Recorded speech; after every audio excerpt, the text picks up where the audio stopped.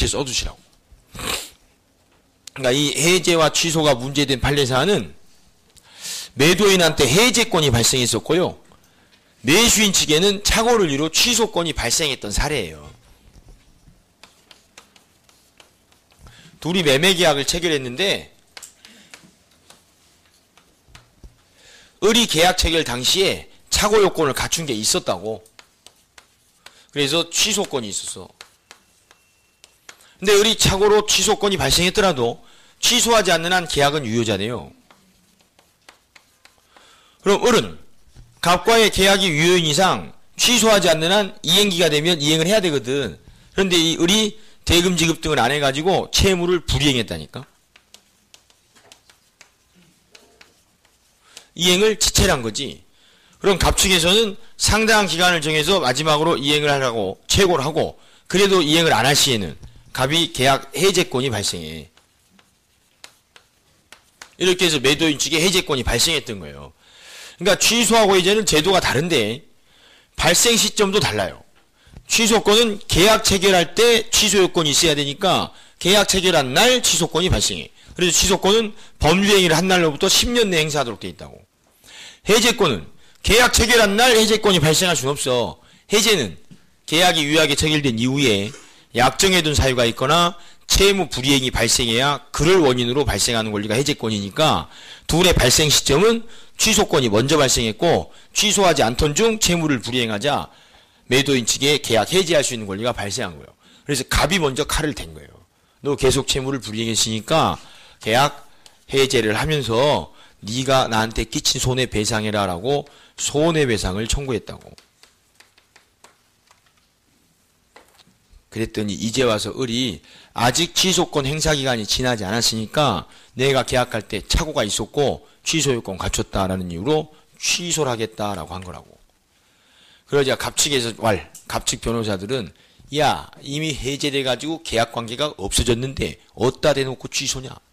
취소할 대상이 없잖니? 라고 한 거고요. 더 똑똑한 을측 변호사는 설령 갑측에서 해제를 했더라도 취소를 하게 되면 을은 자기 의사표시를 취소하기 때문에 매매계약 자체가 무효였던 게 되거든.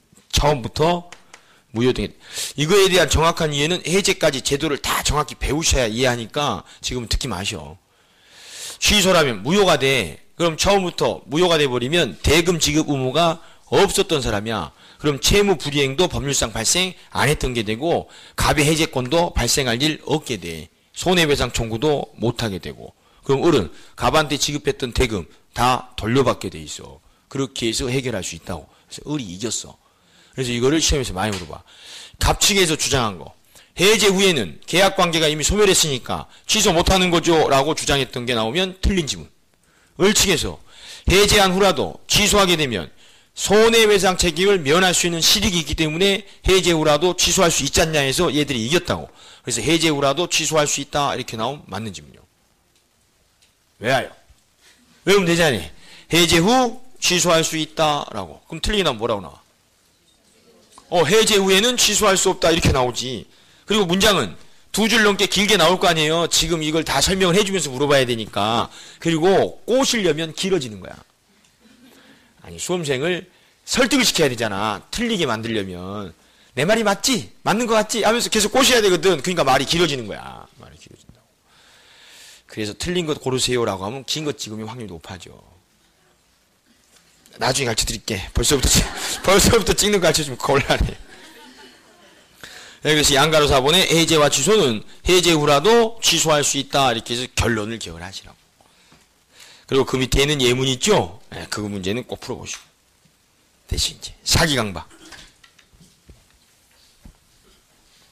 사기강박은 제110조에 가치 규정이 돼 있어요.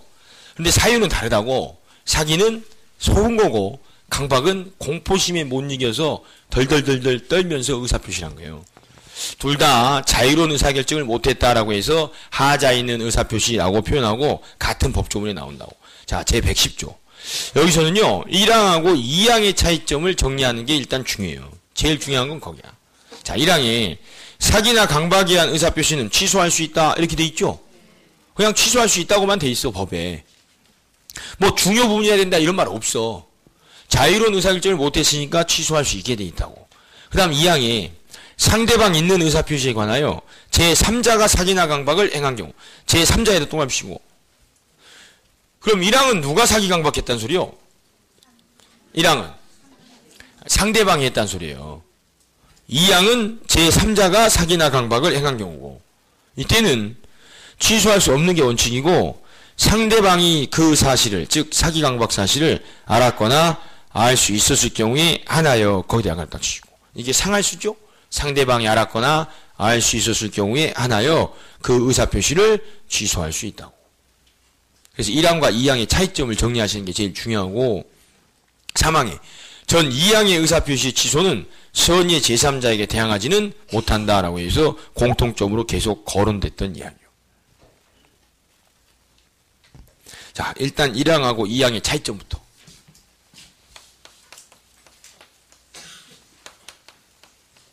둘이 매매할 때 을이 갑을 사기나 강박했대요. 그럼 사기 강박을 이유로 취소하기 위한 요건을 갖췄다면 갑은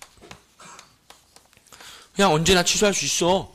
갑이 을한테 너가 나를 속였고 네가 나한테 강박행위를 했으니까 그에 이루어진 매매 나 취소하겠다 라고 하면 그냥 취소돼요. 둘이 매매하는데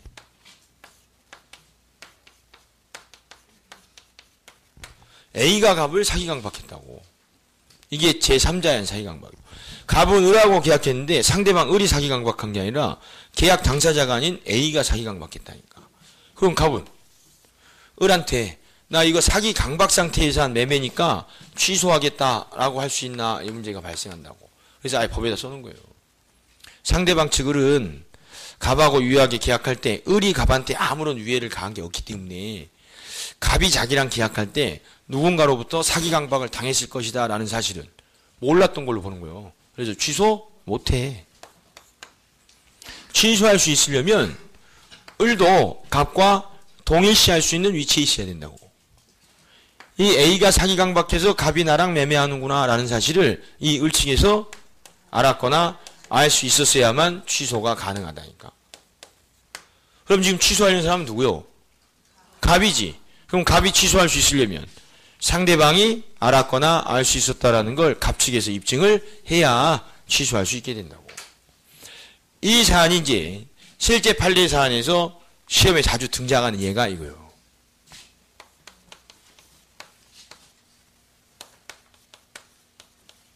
뭐 꼭 은행에 국한되는 건 아니지만 갑과 을 사이, 은행하고 즉 채권자하고 이 갑하고 보증계약을 쓰는 경우가 있다고. 근데 이 보증계약은 실제 시험 범위가 아니에요. 그래도 이제 시험에 나올 수 있는데, 이제 좀 의식이 있는 출제자들은 보증계약이나 저당권 관계에서 나오는 물상보증계약이나 그 기본 논리구조는 똑같기 때문에 보증계약, 인적보증은 시험 범위가 아니고, 저당권, 근저당권 설정계약은 시험 범위니까 근저당권 설정계약으로 많이 낸다고. 똑같아.